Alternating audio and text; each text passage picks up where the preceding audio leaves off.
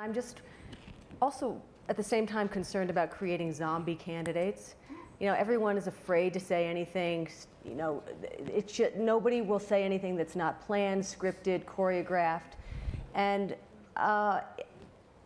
you know, I know at the Colbert Report, you know, we are met, our inquiries are met with great skepticism. I can understand that, but everything has to everything has to be like highly scripted, highly vetted, highly planned, and it on the one hand it's great, but it sort of also takes the spontaneity out of politics if you feel like you're going to be nailed at every turn. But this is the YouTube campaign. There is no unguarded moment. Yeah. It doesn't exist and it won't come back. And the macaca moment is the ultimate example of that. Here's the leading candidate probably for the Republican nomination. One statement in a country town, and the viral nature of the internet sent that all over the internet. Is that a good thing? Is that something, would that be another instance? Well, I'd like to, actually maybe I'll take this opportunity to defend the world of print against Jake's barbarian onslaught of a few minutes ago. I thought I was sticking up for you. No. I mean, it may be that the window is closing on print journalism, but I do think it's still open, just from our experience at the Atlantic over the course of this campaign, that there's a durability and an impact, I think, that print still has. One example is that Andrew Sullivan, one of our bloggers, has been writing a great deal about Obama for a long time on his blog, and we ran a cover story by him last December.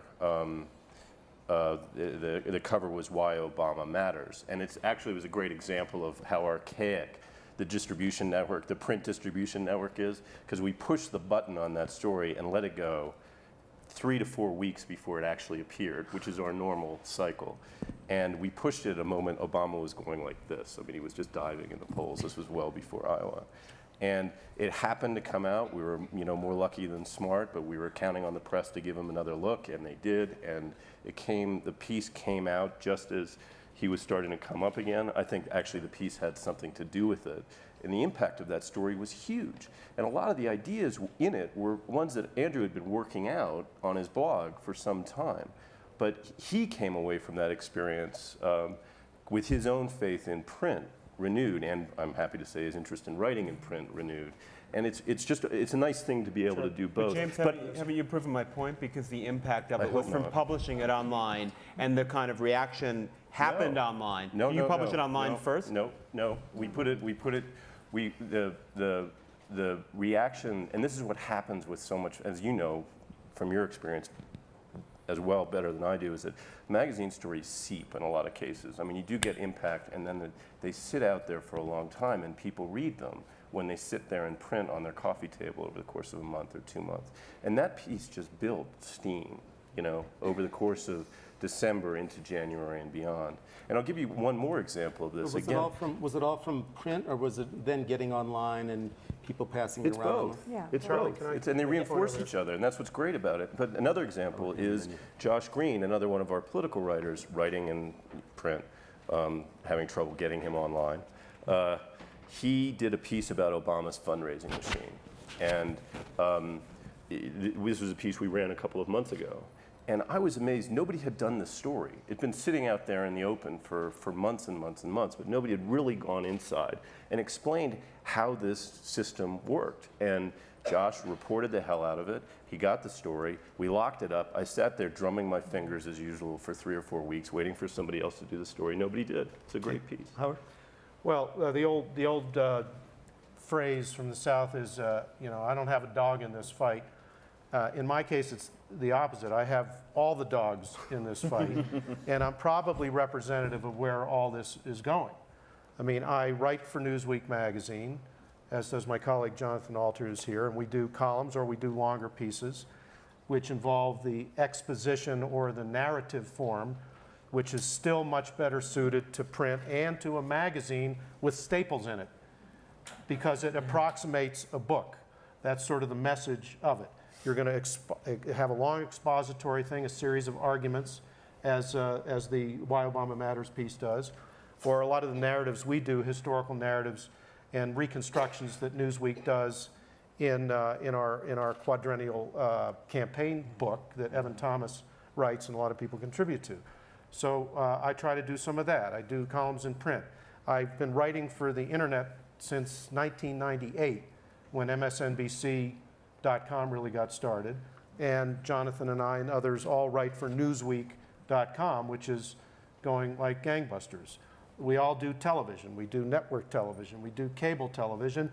Jonathan and I have even done Plum TV here in Aspen. They'll do anything. We will do anything. As a matter of fact, Howard, no wonder you look so tired. my joke is that if I haven't been on TV enough in the previous 7 or 8 days, I will stand in front of the security camera at the CBS and just start talking into it. Well, that's I have blogged. I even in 2004, in a ridiculous effort to young myself up, I blogged on my BlackBerry from the convention, something that I called a BlogBerry, and to the point where my fingers ached and I could barely hold a beer in the bar. And I think the future of all of us, in an odd way, I think this is almost a golden age, in the sense that yes, newspapers are in trouble, but newspapers still do some great things. A lot of magazines are flourishing, like The Atlantic, like The New Yorker, like Newsweek. When we hit a good cover, we do extremely, extremely well in Time magazine as well. And yet at the same time, what people are calling crowd-powered journalism, and I love that term, crowd-powered journalism, and with all due respect to Arianna's wonderful site, there are others who are trying to do the same thing around the world who claim 5,000 or 6,000 deputized reporters. You're all probably familiar with Josh Micah Marshall and the Talking Points memo.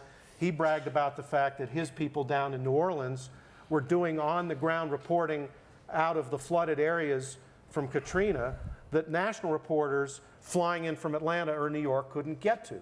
All of these things are really good and necessary, and my hope, to go with Jake's metaphor, is that the 20th and 21st centuries will meet in the middle somewhere, and we will have the standards of one being applied to this marvelous new democratized system. And I'll just say one other thing.